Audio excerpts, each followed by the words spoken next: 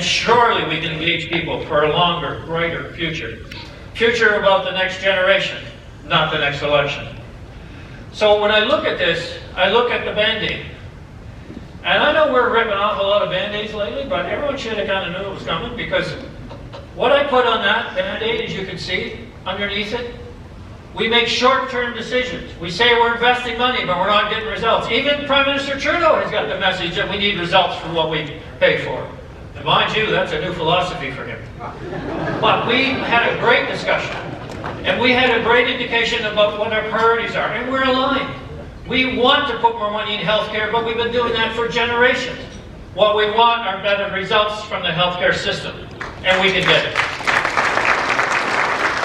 So under the Band-Aid, as we rip it off, healthcare was named. This is back in 2010. Education was named. Energy, debt, ND power, job losses, property tax. You know, I can directly say major improvements have been made in at least 4 under those 7. And we're working on the other 3. So the point that we look at is how did we get here? My view in election spending has remained consistent from the beginning. Since the very beginning, I've said that one of the biggest challenges we face is the never-ending cycle of the costly election promises. Buying your vote with your taxes and then claiming victory. When we ran in 2018, our platform was only 12 pages. A very minor platform compared to our competition of well over $1 billion. We didn't promise everything to everyone in order to win. Instead, we promised a better New Brunswick. And in 2020, we ran on the budget that we introduced that same year previously. And what is relevant? Because we didn't start with a hefty bill from costly election promises, we were able to balance the budget our very first year. We promised a new way of doing politics and results that people would see and feel. It was about province first, politics second. And we all worked hard, every day, myself, my colleagues, each and every day to deliver on that promise, better results. And it's just coming to fruition in these last few years.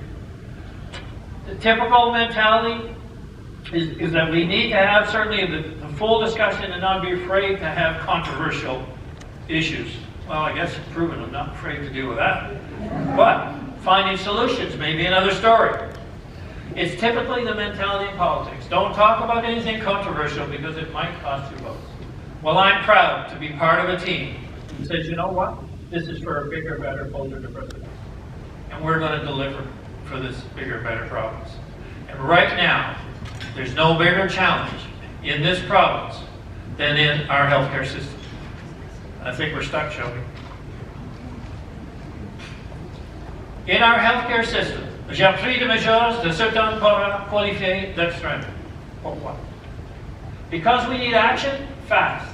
We are still carrying the weight of COVID, and we are competing more than ever for healthcare talent right around the world.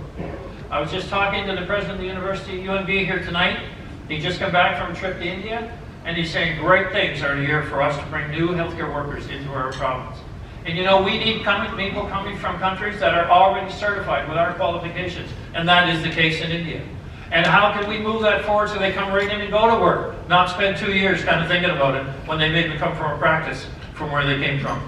So that's our challenge, but every province has the same issue. I just came from Ottawa, as you know, and it's clear we are competing with the entire country. We are putting record amounts of money into healthcare, and we will continue to invest to get results.